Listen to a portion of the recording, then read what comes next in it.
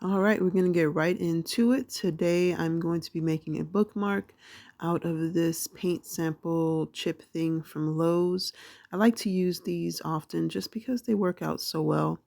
Today I'm going to just be making some ephemera for our yellow journal for the month of April, just using random things that I have. So again, we're starting with this paint chip, and what I'm going to do is I'm going to take this piece of fabric that I got from, it's like a fabric swatch from the Dollar Tree, and I'm just going to put it along the middle there so that when I fold it, usually they'll kind of crack a little bit, at least this way.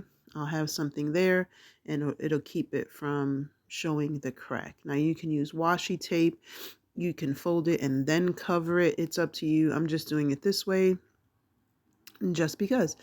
And I've never used Fabrifix on these little paint sample things, and the paint does kind of melt off. So just be careful. Maybe just use glue stick instead of Fabrifix because it did kind of get all messy. So just an FYI.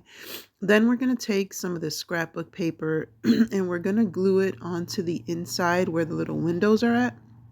And that way the scrapbook paper shows through. Now I've used book pages behind these before. I've used fabric underneath these before. Anything that you want to kind of show through that either matches the paint swatch or matches whatever, you're making, will work fine. I thought these clouds would be cute. Sunshine, clouds, rainbows. I was just kind of going with whatever I had on hand. So I went ahead and I glued that. Now what you're going to do is you're going to fold it in half. And again, like I said, they do kind of crack when you fold them. So just keep that in mind when you're making these. You can even just cut them in half and then you have two bookmarks and just cover the back of it with scrapbook paper or anything like that. I just kind of like doing it this way. So this is just my preference. You can do whatever you want. And you can get two bookmarks out of this if you want. Now, I kind of figured that my corner rounder wasn't going to work on the fabric, but I just wanted to make the imprint on there so that I got the right shape and the right size for the corner. So that's why I went through with the corner rounder, just like I said, to make the imprint so I can get the right shape on there. So I went ahead, used my corner rounder. You can do this or not, it's optional. I just like the way it looks because I like it to be even. So then I'm going to go ahead, glue the two sides together so that they're one. Again, if you want to cut them in half and make two separate bookmarks, you can do that. You can cut them into pieces, make ephemera out of them. These things are great. You can use them for so many different things. So you can also cut them like by width, where the little white lines are at there, and you get three bookmarks. So it's up to you. So next thing I'm going to do is I'm just going to get some washi tape to cover up the little words that are on there. Again, it's not necessary if you don't mind them on there. I just didn't want them showing. So I just got some washi tape that I thought was cute, and I'm just going to go ahead and cover it up. This is washi from the Dollar Tree, so I am going to get some of my Scotch Create glue stick and just use some of that because it's not going to stick. We all know that. So I just went ahead and took my glue stick and ran it on there, and it works fine. It's going to stay on there, no problem. So once you're done doing that, the rest of it is pretty much optional. You can leave it just like that if you want to. I'm going to take it a little, another step, and I'm going to get my crocodile and I'm just going to poke a hole onto the top so that I can put a tassel on there. And initially I was just going to leave it like that, like, just with the hole.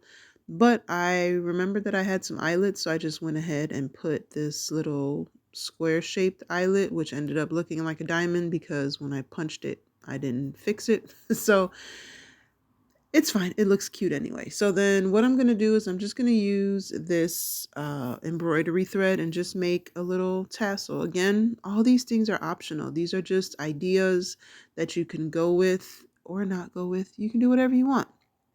I like putting a tassel on my bookmarks. Some people like them to lay flat in their book. So obviously, don't add the tassel. Don't punch the hole. Just leave it as is and it looks great either way. I just like the tassel to hang out on the top of the, out of the top of the book when I'm using my bookmark. So that's just personal preference. So this is what it looks like. You can cover up that number there or leave it, up to you. The next thing that I'm going to do is I'm going to make my mat is filthy. And it keeps distracting me when I'm when I'm working on it, but I keep forgetting to clean it. So next thing that I'm going to do is make a spine dangle. This is kind of a newer thing for me. I've never really made spine dangles, but I've seen them on other people's journals and I'm like, those are cute. Like, why not? And they're so easy to make, and there's probably better ways, different ways to make them. This is the way that I do it. And I like easy. I like things to be easy. So I just got a bunch of like ribbons and lace and what is that, eyelash thread? I forget what it's called, but just different threads and ribbons and scraps of stuff that I had, kind of the same ish length. And then you just line them up, fold them in half.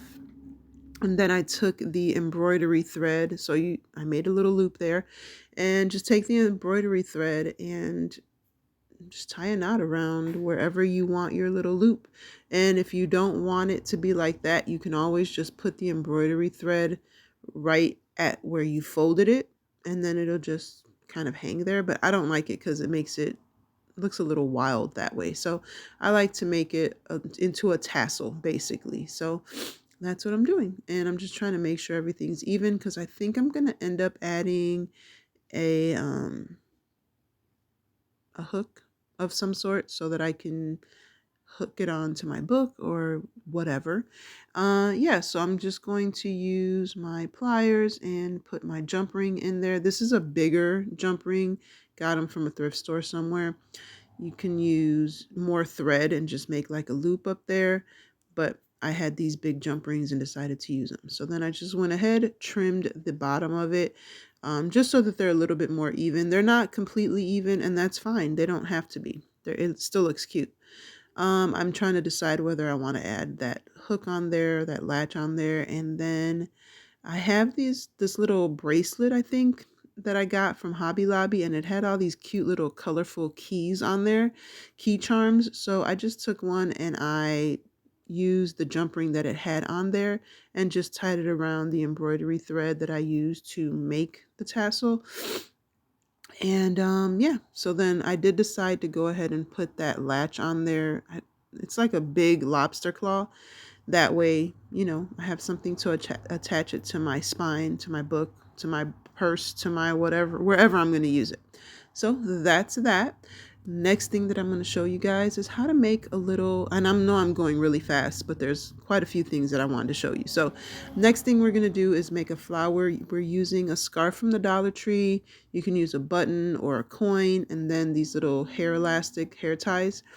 I'm using the spool from one of my ribbons just to kind of give me a little bit of a guide. So what I do is I take the scarf, fold it in half, and then fold it in half again like you saw me do, kind of to make a square. It doesn't have to be perfect or anything like that. And that's the paint from the paint chips and my glue from, the glue. And just kind of roughly make a circle. I like to make it just a little bit bigger than the spool. The size is up to you.